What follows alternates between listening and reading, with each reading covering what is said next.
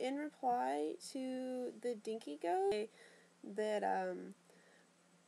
Lyme disease and the co-infections actually, when you have them for a long period of time, they affect your body in a way that it starts to attack itself. It is like an immune disorder, and actually your brain is cannibalizing itself. It's like totally possible that people who didn't have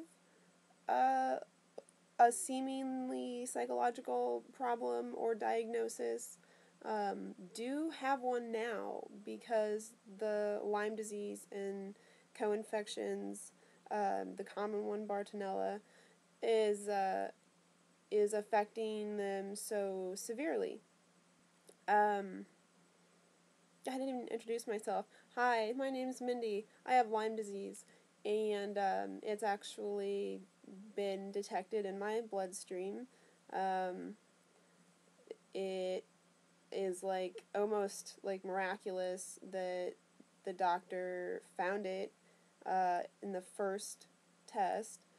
And I'm just going to tell you what my diagnostician shared with me, because he was like, did you notice a tick bite? Do you spend a lot of time outdoors? Like, have you traveled? Because I live in Kansas. Lyme disease isn't really prevalent in Kansas. Like, even if you had a tick on you, it's unlikely that you would get Lyme disease in Kansas. And I was like, I am not an outdoor person. I loathe the outdoors. I've had allergies all my life. I don't go outside. I don't go camping. I've never had a tick on myself. I'm totally paranoid about bugs. If something, like, if a hair falls on my skin, I'm like, oh shit, what is that? Like, there's never been the telltale bullseye rash. And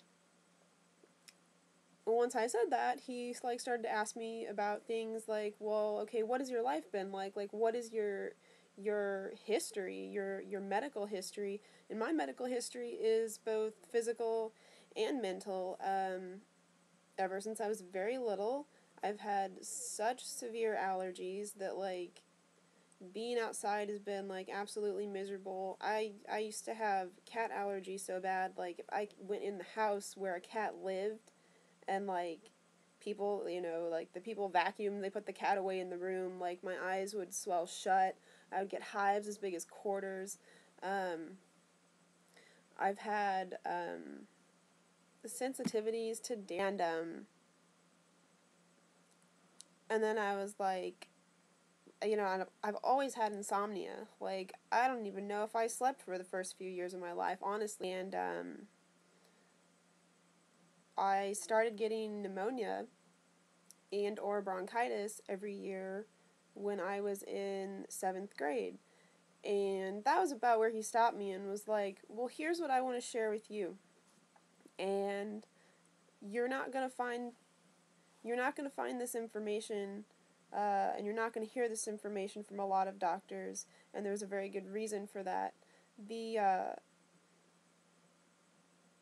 most likely thing that's going on with me, he said, is that I had Lyme disease when I was in the womb. And I actually tried to abort myself.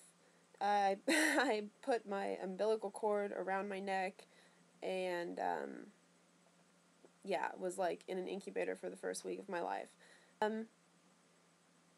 He said that it's not a widely accepted belief. It's not something that the medical community is going to support, that Lyme disease that you were infected with Lyme disease while you were in your mother's uterus, while you were in her womb, and that you've had it all your life. And the reason for that is because what you have and what we're saying Lyme disease isn't really even Lyme disease anymore. Because Lyme disease, over the years, it's mutated, like diseases do, and there's not there's not going to be like government backing, that they're not going to condone, you know, doctors that are espousing these beliefs, um, because it would be government tampering with Lyme disease that caused it to mutate. And one of the other things that I want to share with you is that concurrently through all of this, I was diagnosed with many things. I was diagnosed with oppositional defiant disorder.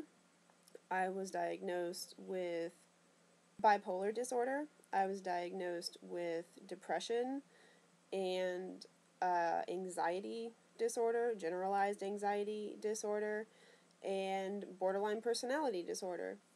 And I am not gonna say that I don't have borderline personality disorder, because I know for a fact that I do.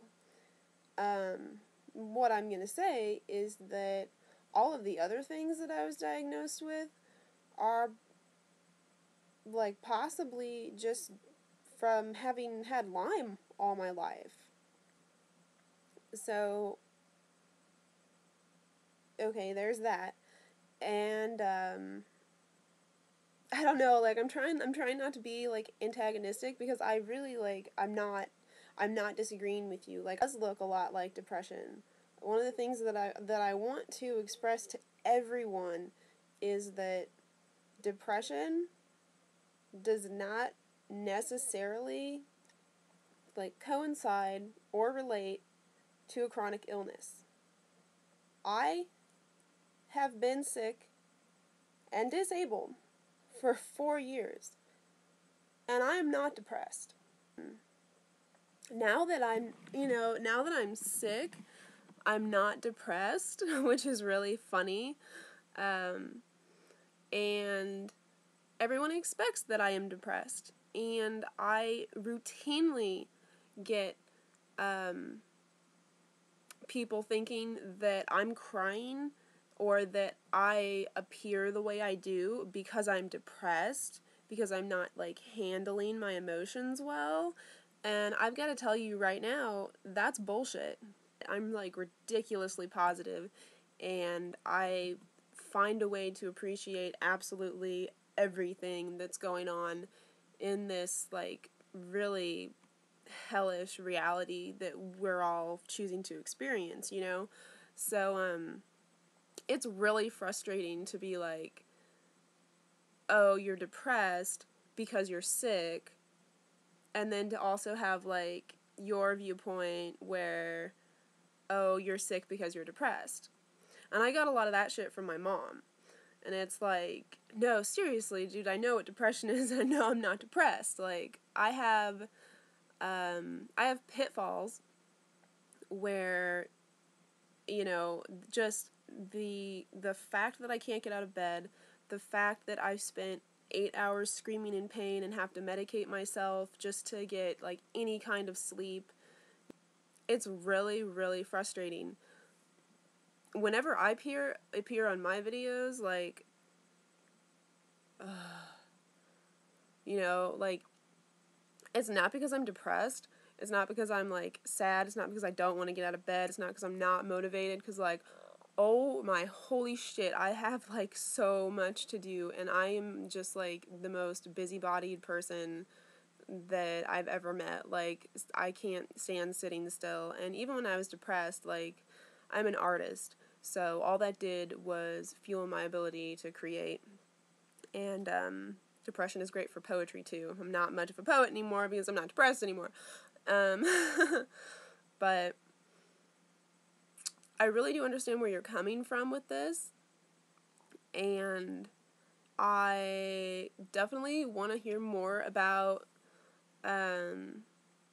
why you think what these people are experiencing would be an anxiety disorder or some other disorder. 'Cause depression is bullshit, like, existing in the world, because it's hard.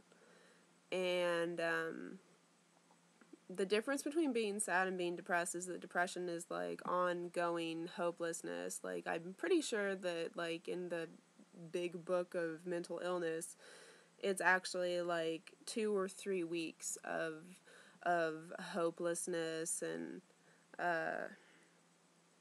extreme sadness, and, of course, characterized by thoughts of suicide and just, like, yeah. So that's well, I've already gone over, so I'll just have to edit this shit. That sucks. And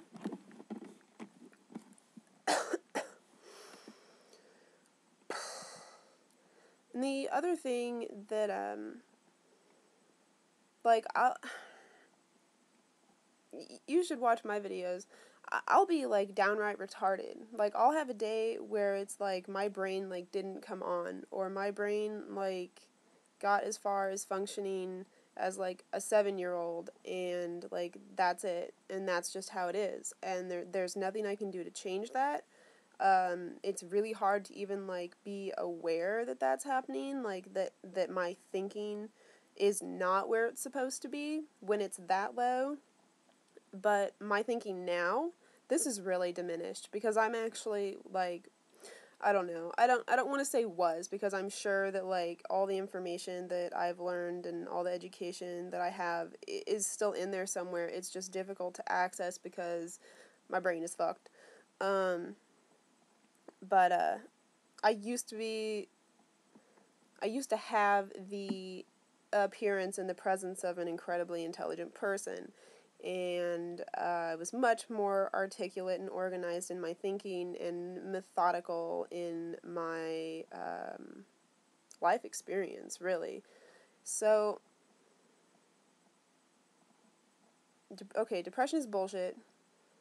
What else do you think they have? And what are your thoughts on the possibility or the hypothesis, whatever, the idea I proposed, that the reason these doctors have to practice in secrecy is because they are aware that they are treating a government mutated form of Lyme disease that is not Lyme disease any longer. Yeah. And it's, like, totally possible that people are totally getting ripped off.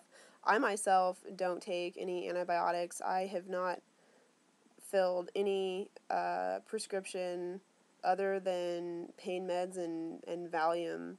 I take herbal supplements and will continue to take herbal supplements.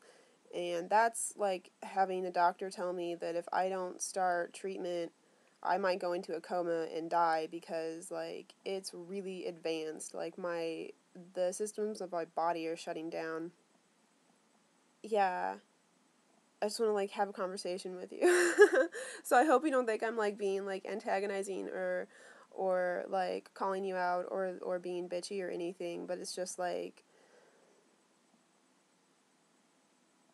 I want to get to something else, you know? Like, I want to understand your perception of mental illness, because I have a very interesting, as far as I know, thus widely unacknowledged perception of mental illness, and I have a very unique life experience. So,